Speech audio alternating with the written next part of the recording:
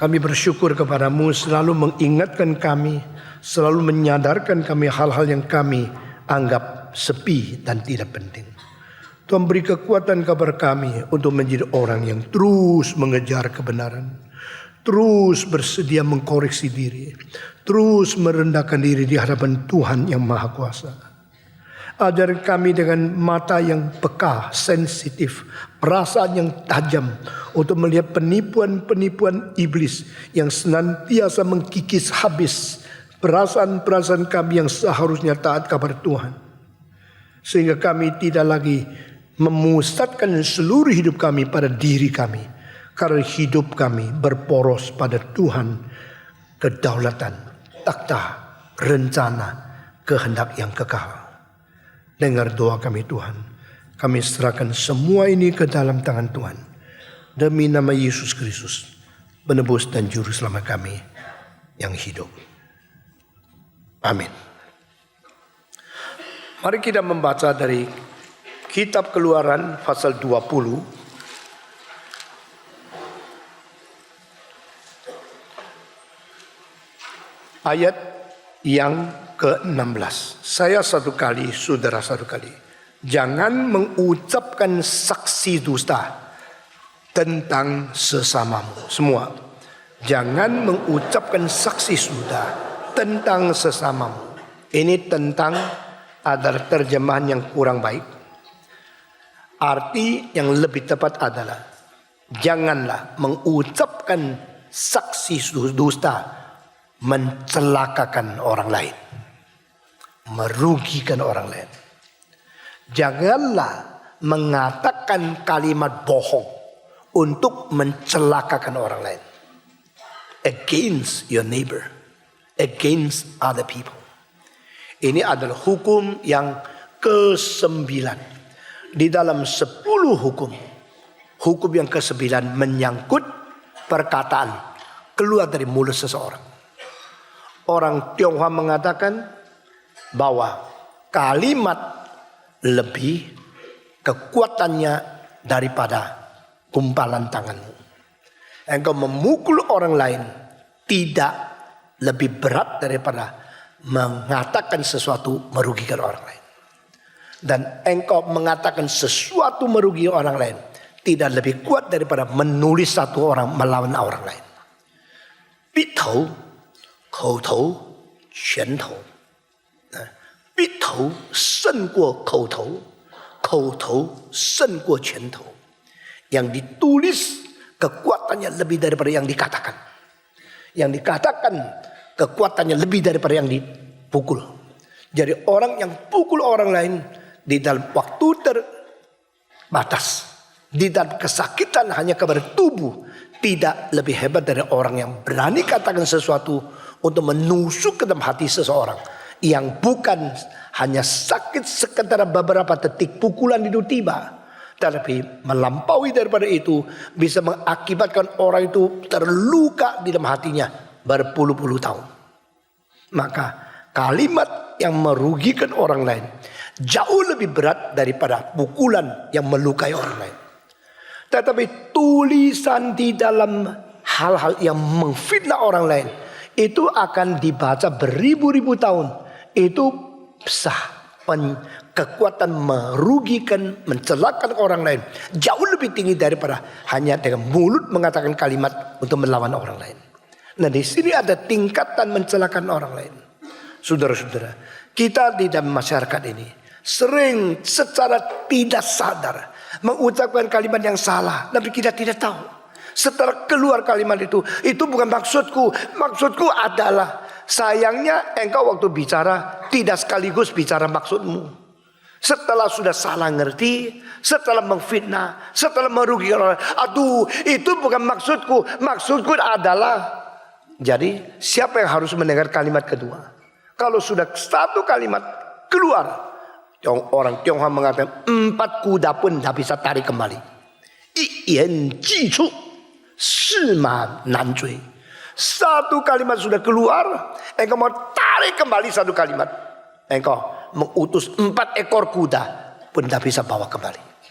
Satu kalimat yang salah, satu kalimat yang bukan membangun tapi menjatuhkan, itu berapa besar resiko yang harus engkau tanggung.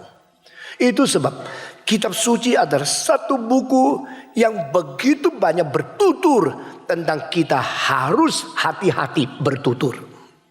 Kitab suci adalah satu buku yang terus memperingatkan lidahmu harus dikontrol dengan baik.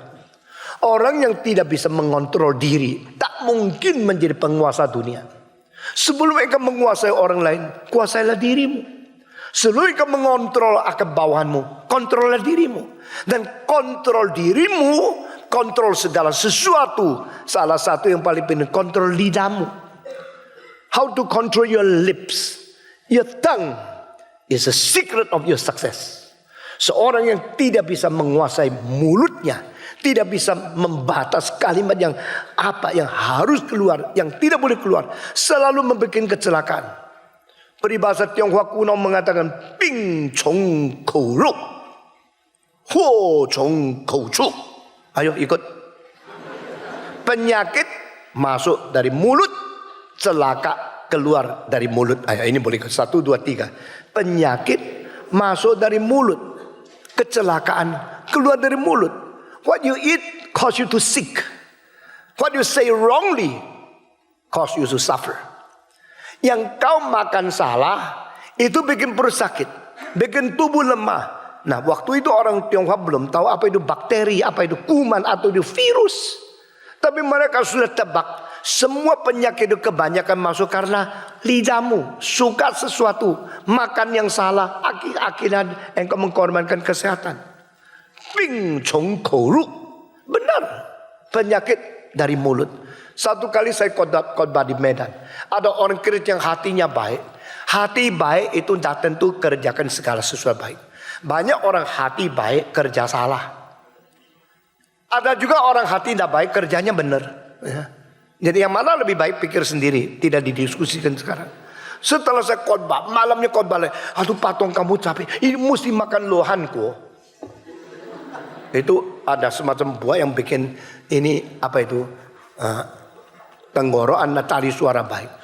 Saya terlalu capek dan langsung minum. Begitu minum, tahu ini bau, ini sudah rusak. Tapi sudah tidak bisa tahan, sudah masuk. Sudah masuk akhirnya mencret terus sakit. Akhirnya 1 bulan di rumah sakit. Habis lebih $10.000. Hanya karena minum salah. Orang itu mana saya kepingin tangkap dia ke polisi. Luluhan kau itu sudah berapa tahun di kamarmu tidak pernah dibuang. Lalu masukkan pendeta Stephen Tong. Cinta kasih kok, hatinya baik. Ya sudah hati baik, kasih nyonyamu aja. Maka bilang, Patong kemana-mana harus ditahan. Tidak boleh sembarang menerima makanan apa dikasihkan oleh siapa dimakan. Ini orang tidak boleh sembarang makan. Ya. Apa aja dikasih dimakan, apa diterima dimakan. Saya dari kecil kuai-kuai betul kok. Mama kasih obat pahit saya terima, kasih apa saya terima. Tapi begitu masuk tidak bisa keluar lagi. Lalu menjadi bakteri di dalam.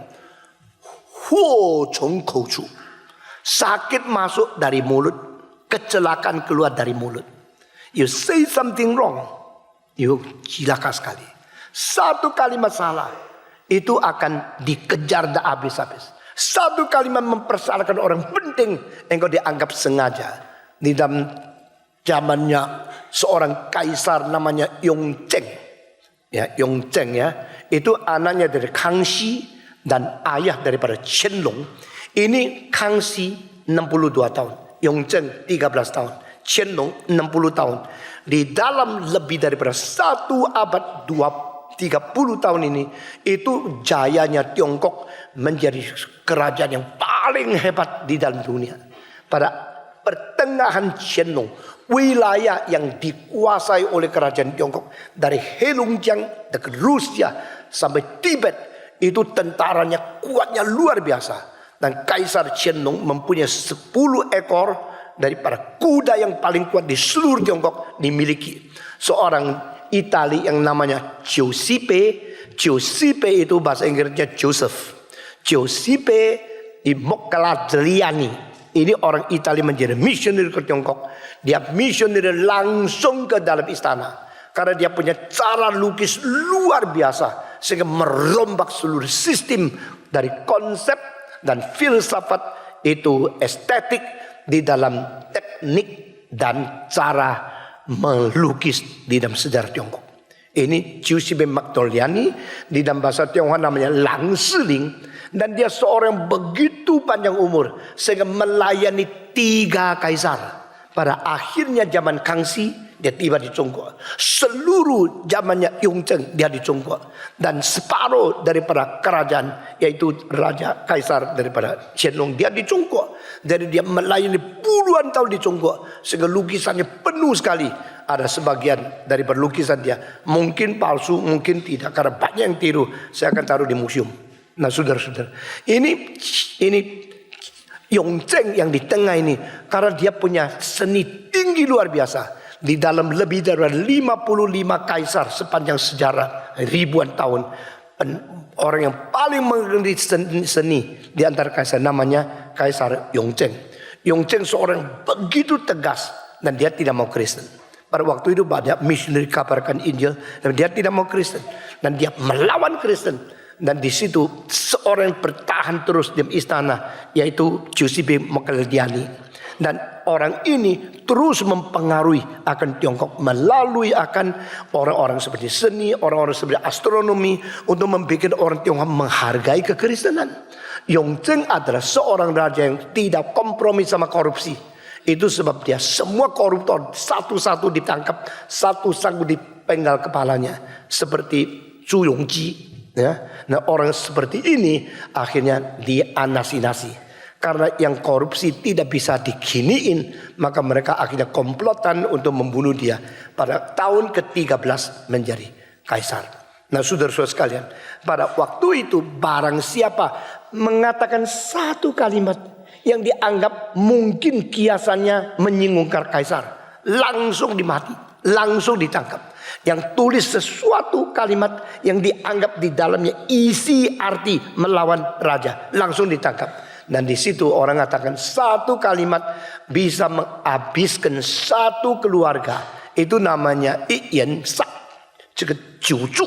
Yang dicucu itu suami punya family, suami punya besan, suami punya apa-apa. Dari sini sama situ sama sendiri.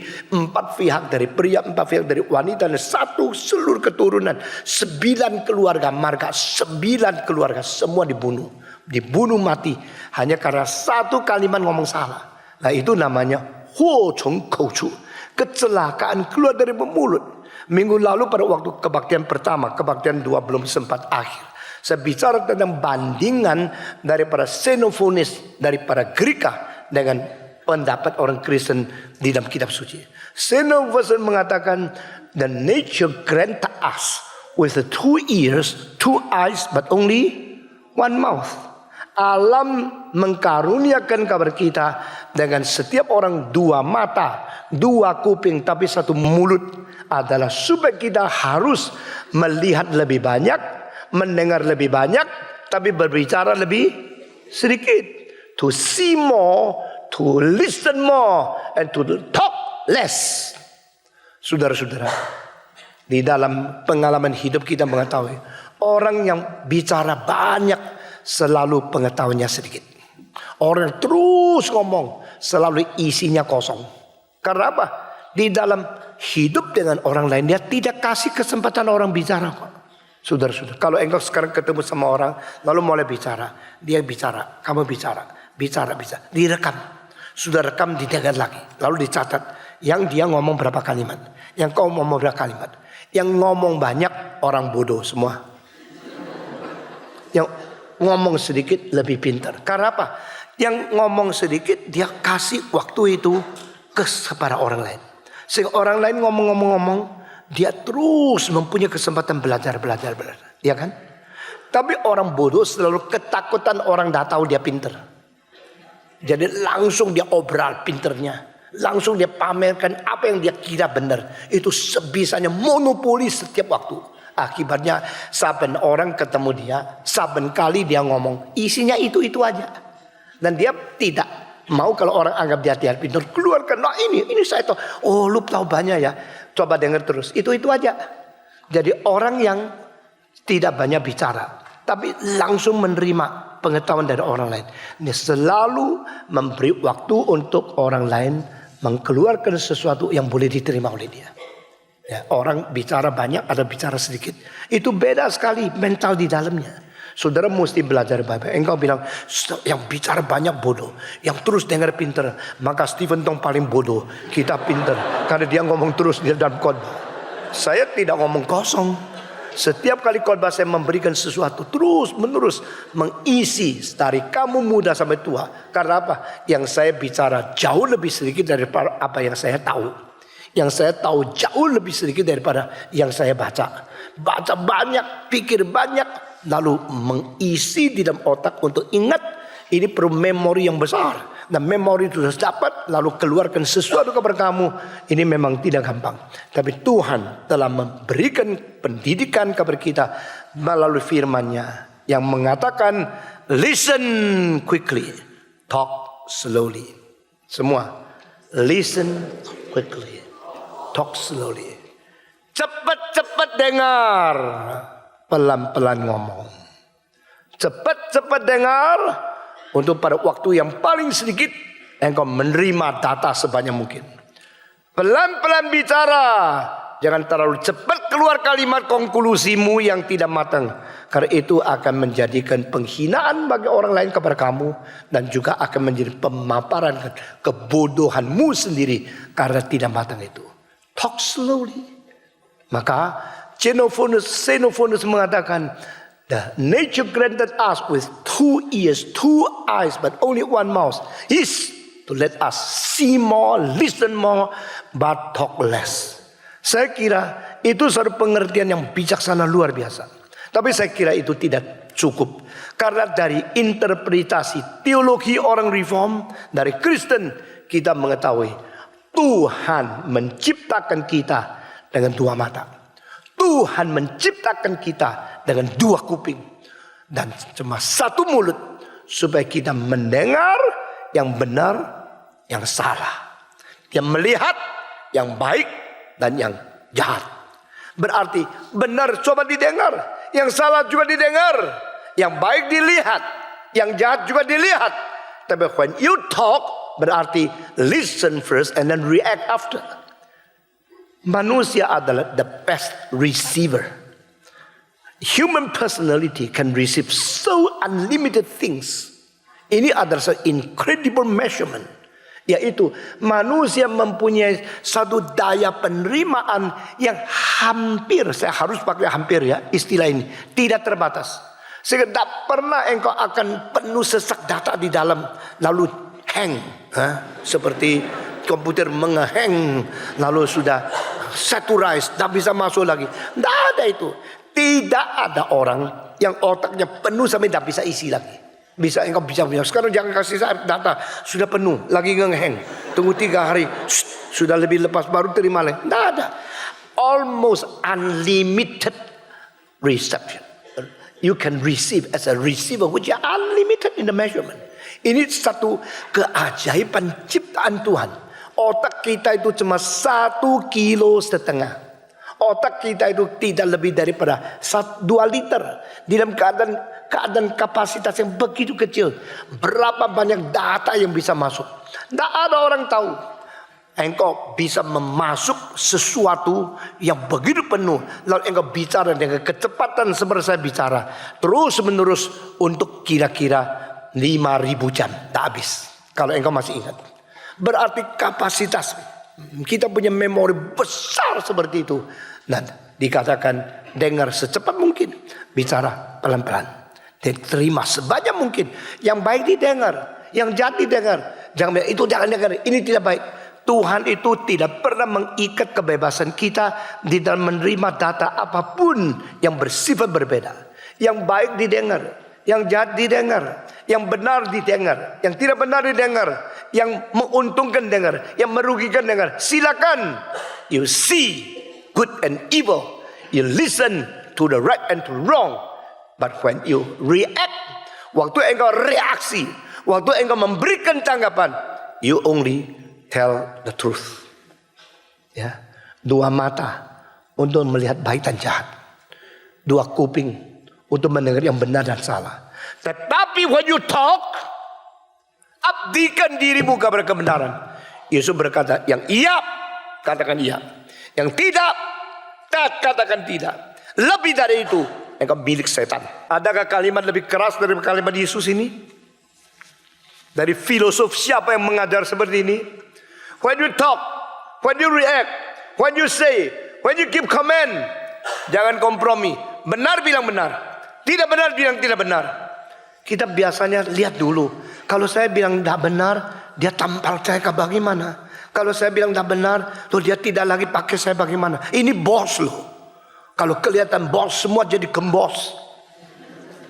Kalau kelihatan orang yang beradaan dan sebagainya, engkau langsung berubah. Yesus bilang tidak. If that is yes, you say yes.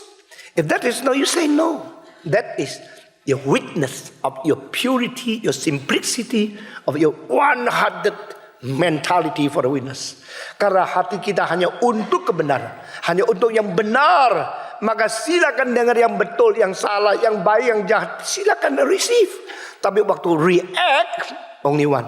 Jadi mulut kita itu tidak bisa dengar, tidak bisa terima, tidak bisa lihat, tidak bisa menampung, tapi bisa mengutarakan. Mengutarakan apa? Mengutarakan imanmu, mengutarakan pendirianmu, mengutarakan sifat karaktermu, mengutarakan kewajibanmu sebagai manusia yang berelasi secara horizontal di dalam dunia. I should only witness for the truth.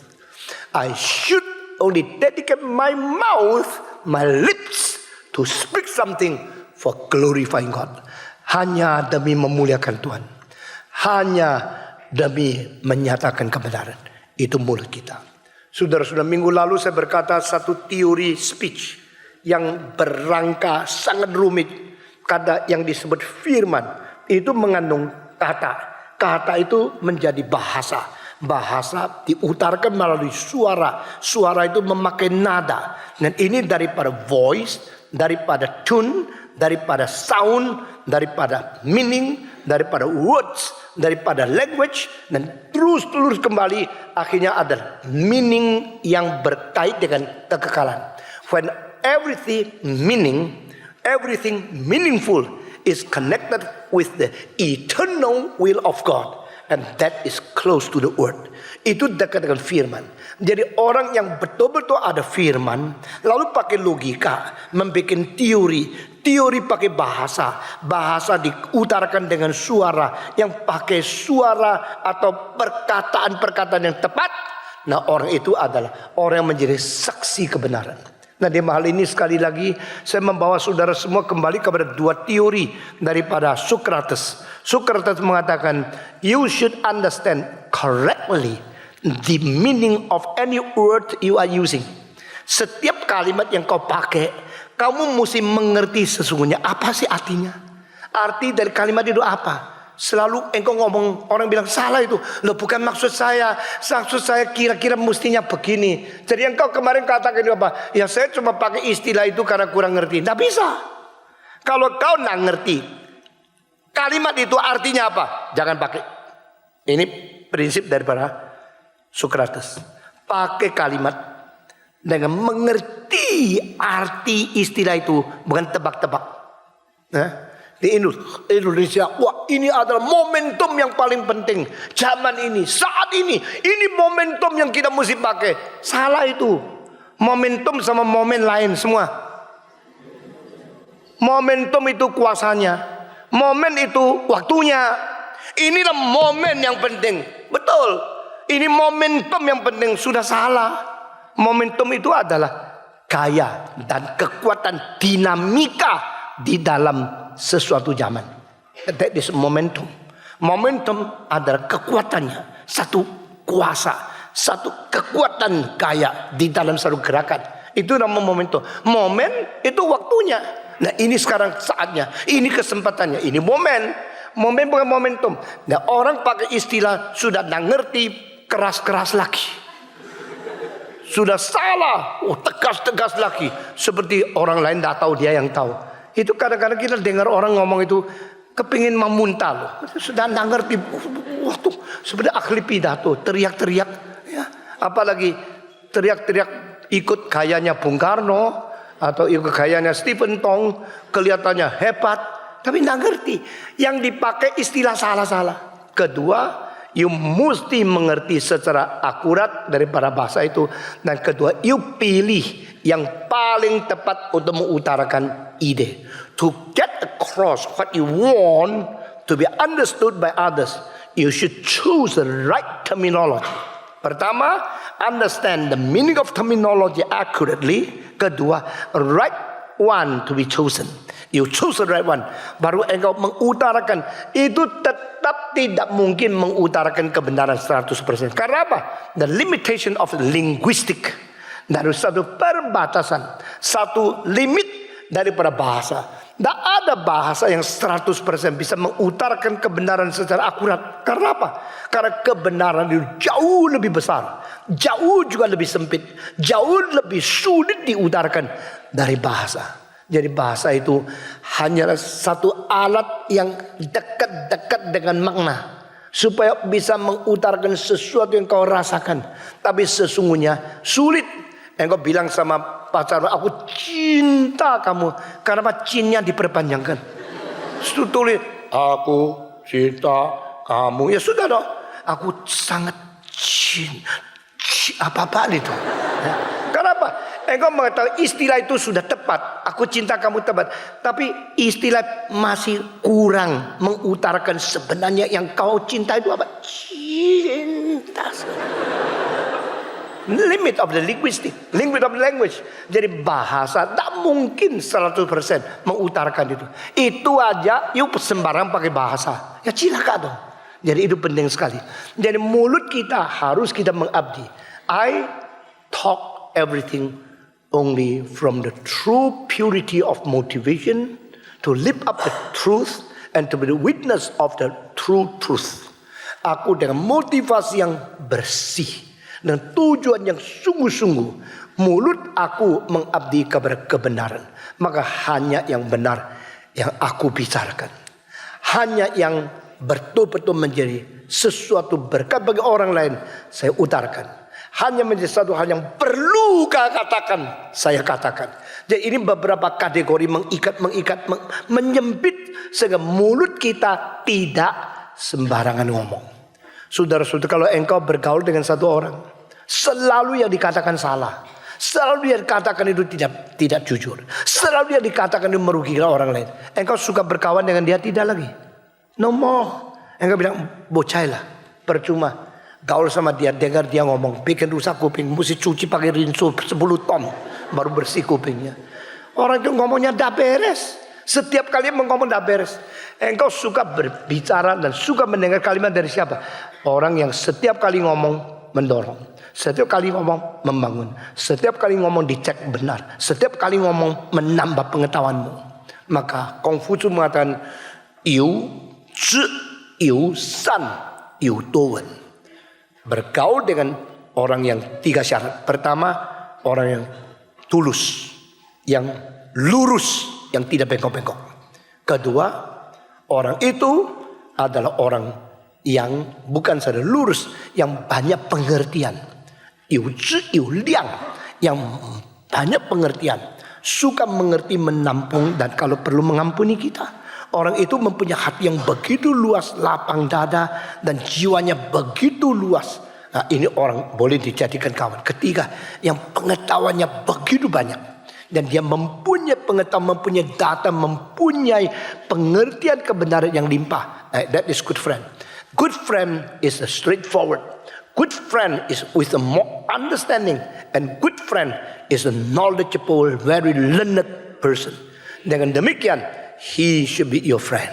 Jadi you mau begini, you juga sendiri begini dong. Kalau you sendiri begini, you boleh menjadi kawan baik orang lain. You menginginkan mendapatkan orang yang bermutu seperti itu. Belajarlah dirimu menjadi mutu seperti itu. Nah, saudara-saudara, dengan demikian Yesus memberikan satu perintah yang paling jitu. Mulutmu hanya untuk bersaksi bagi kebenaran. Other than that, you're from the evil one. Kalau mulutmu bukan untuk kebenaran, kamu adalah seseorang yang berasal daripada sesuatu sodoran motivasi daripada setan. Si jahat itu memakai mulutmu. Jadi saudara-saudari gereja ini di dalam persekutuan orang Kristen perlu apa? Perlu mulut-mulut yang mengabdi. Kalau di sini ada 2.000 orang yang mau melayani Tuhan, mendengar firman Tuhan setiap minggu dan berkata, Tuhan, aku akan mengabdi dengan janji mulutku hanya bicara kebenaran. Nah di Jakarta ada 2.000 orang Kristen yang mulutnya ada motivasi dan ada kebenaran. Nah kalau begitu saudara akan menjadi berkat bagi masyarakat. Kalau di dunia sekarang lebih dari 1.000, mungkin hampir 2.000 juta yang namanya orang Kristen. 2.000 juta orang yang namanya Kristen mengabdi dengan mulut yang benar. Dunia menjadi more beautiful. Dunia more meaningful. More glory of God. Mulut kita. Saudara-saudara. Sekarang kembali kepada pasal ini. Di situ ayat mengatakan, jangan mengucapkan saksi dusta tentang sesamamu. Atau jangan mengeluarkan kalimat yang tidak benar untuk mencelakakan orang lain. Apakah berarti motivasinya memang mau mencelakakan orang lain? Ya. Kalau memang motivasi mencelakakan orang lain, berarti engkau diperalat oleh iblis. Lalu mempersembahkan lidahmu untuk menjadi satu instrumen kejahatan untuk melangsungkan kejahatan di dunia ini.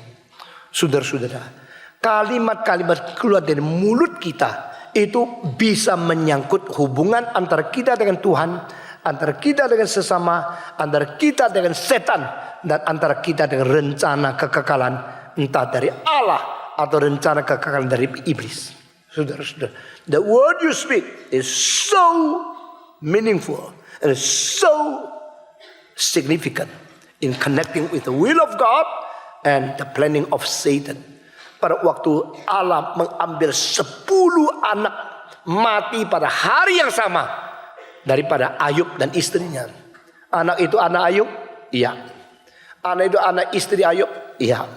Sama-sama dimiliki oleh ayah sampai ibu, sama-sama. Dan Tuhan ambil 10 anak semua mati pada satu hari. Begitu selesai hari itu, ayah melihat 10 anak mati, ibu melihat 10 anak mati, lalu istrinya tidak tahan. Kamu seorang pria yang takut kepada Tuhan. Kamu seorang yang menjauhkan diri dari kejahatan. Kamu melakukan segala kebajikan. Apa upahnya? Kenapa Tuhan mengambil semua anakmu? Kenapa imanmu tidak menghasilkan satu berkat dari Tuhan? Pada saat itu, wah dia marah sekali perempuan ini. Tapi suaminya mengatakan, yang memberi adalah Tuhan. Yang menerima kembali juga adalah Tuhan. Biarlah nama Tuhan terpuji. Saat itu mulut Ayub menjadi saksi kebenaran. Saat itu mulut Ayub berada merencana Allah yang kekal. Saat itu Ayub sedang dikuasai oleh Roh Kudus. Tapi nyonya bilang, tidak. Buang saja Tuhanmu. Apa itu? Engkau melayani dia menjadi majelis. Sudah rapat-rapat dah pulang-pulang rumah. Sekarang anak diambil semua. Di mana Allahmu? Apa maksudnya dia? Orang kalau marah sama Tuhan selalu anggap dia itu logikanya kuat sekali. Lalu Ayub mengatakan, mengapa kau seperti perempuan yang bodoh? Keluar kalimat seperti dari mulutmu. Ayub waktu dulu menikah, tidak tahu dia bodohnya kayak gini loh. Waktu menikah cuma lihat cantiknya, ayunya, atau mulutnya kalau dicium enak sekali. Tak sangka kalau sudah anaknya mati, mulutnya jadi alat setan. Mengapa kau berbicara seperti perempuan yang bodoh? Tidak tahukah Allah berhak memberi? Yang memberi, waktu beri kau juga dah bersyukur. Take you for granted. You kira kamu yang pintar lahirkan anak. Itu pemberian Allah. Jadi teologi daripada Ayub itu reform.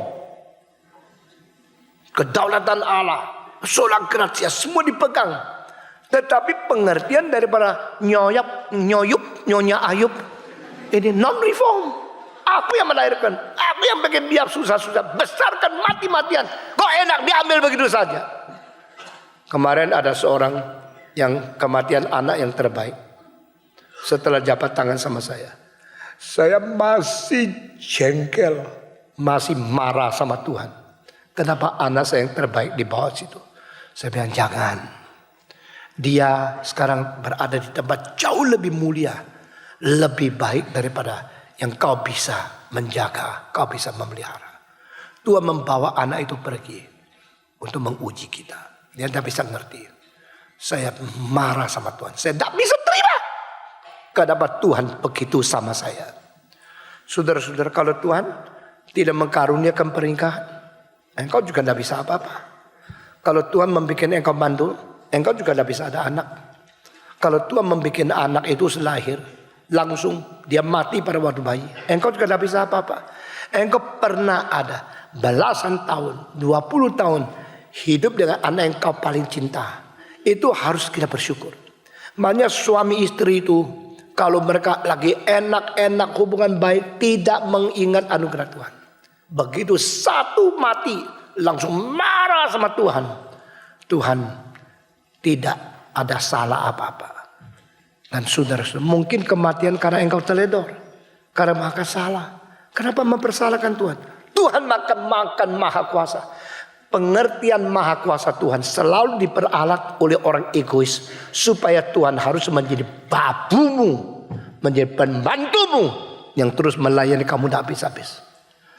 Saya dari waktu umur 20 sudah sadar kesehatan saya mungkin saja sewaktu-waktu mati. Saya terus pikir, kalau saya divonis mati dalam 2 bulan, saya harus bagaimana? Saya harus marah-marah sama Tuhan? Tidak. Saya mengatakan kalau dokter vonis saya mati dalam 2 bulan, 60 hari itu saya akan 1 hari 10 jam bagi traktat di tengah jalan memberitakan Injil sampai saya ketemu sama dia. Jadi nothing for myself. Tidak ada sesuatu saya mempertahankan ini hakku, Tuhan harus gini-gini Tuhan saya. Baru engkau Tuhan. Itu kemahakuasaan Tuhan adalah berarti dia berhak melakukan segala sesuatu semau dia. Dan engkau takluk, itu namanya kemahakuasaan. Bukan kemahakuasaan Tuhan itu dituntut untuk menjadi pembantu pelayan yang terus dalam melayani kehendak-Mu. Not my will be done, but thy will be done. Yesus di dunia adalah orang yang melayani dengan segala sesuatu, mengkorbankan diri dan tidak menerima apapun dari orang lain kepada dia. Dan dia mau diatur Tuhan. Kapan mati siksa bagaimana? Nothing to defend himself. Itu baru orang aku. Orang yang terus maunya Tuhan layani dia, Tuhan taat dia, Tuhan melayani, Tuhan menjadi pembantu, menjadi budak dia, baru membuktikan lu maha kuasa kerjakan ini. Itu kurang ajar sekali. Saudara-saudara sekalian, mulut kita menjadi satu tempat untuk memuliakan Tuhan, khususnya pada waktu ujian, siksaan, penganiayaan yang diizinkan Tuhan tiba kepada kita. Lalu Tuhan lihat, what is the reaction of your mouth? Kadang-kadang kita tidak ada motivasi merugikan orang lain.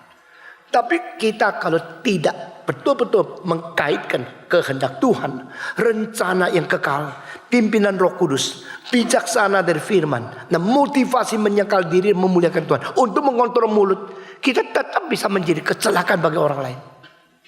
Satu kali ada seorang tua sekali, nenek umur sudah hampir 80.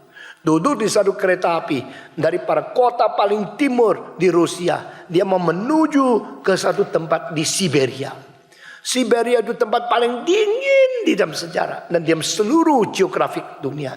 Tempat yang paling dingin yang pernah dicatat itu adalah 90 derajat di bawah 0. Dan biasanya 50 sampai 60 derajat di bawah 0. Itu orang sudah mati. Saudara-saudara, kulkas saudara itu paling banyak sampai 20 derajat di bawah 0. Kenapa tahu 90 derajat? Karena ekspedisi dari London kirim untuk mengukur udara dan mengetahui situasi dari geografika di Siberia. Itu diutus satu tim. Akhirnya sudah beberapa hari putus hubungan. Sudah putus hubungan, tidak tahu apa yang terjadi. Maka tim kedua pergi cari. Semua pakai pakaian anti dingin sampai di bawah 60 derajat. tim kedua juga pakai pakaian yang begitu tebal, bisa melawan. Tapi di situ mereka cari, akhirnya ketemu satu tim semua mati kedinginan di situ. Di dalamnya ada satu catatan mengatakan, this is too cold for us. Dan sekarang adalah 95 derajat. Jadi tim pertama mati beku karena 90 derajat. Dan ada catatan membuktikan.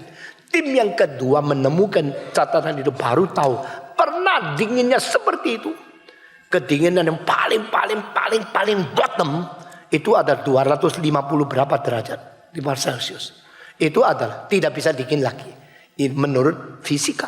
Dan mereka pernah mencapai 90 derajat di dalam pengalaman yang mati ke mereka. Nah, seorang wanita yang hampir 80 di kereta api itu dia berkata kepada pemuda di depannya. Dia mengatakan, saya mau turun di desa ini loh. Kalau saya lupa ketiduran, panggil saya ya. Jangan sampai kebabasan. Nanti terus pergi, saya tidak ada uang beli tiket kembali lagi. Tolong ya. Orang pemuda itu baik sekali. Oh ya Bu, saya pasti membangunkan engkau. Saya akan jaga-jaga waktu itu. Lalu terus jalan. Di tengah-tengah itu dataran yang besar sih melihat. Terus yang dilihat cuma salju terus. Yang tidak habis-habisnya pandangan itu. Jalan. Lalu dia terus hitung. Anak muda itu baik loh. Ini kota ini masih 3 lagi. Kota ini kurang 1. Nah habis ini kalau kereta berhenti, saya akan suruh dia turun. Lalu begitu jalan terus sampai satu depan, itu berhenti. Sudah berhenti, terus dia langsung bilang, Bu, ini berhenti yang keberapa? Ini tempatmu. Silakan sekarang, jangan tunggu lagi, nanti kebabas. Ibu itu langsung, terima kasih ya, engkau sudah bangunkan saya. Dia bawa barang, terus turun. Sudah turun, tuh jalan lagi. Kereta api jalan lagi. Kira-kira 15 menit lagi sampai di satu kota. Anak muda ini lihat kota apa? Loh, cilaka. Ini kotanya nama yang dia mau turun. Dari tadi kereta api rusak mogok sebentar. Belum sampai di sini.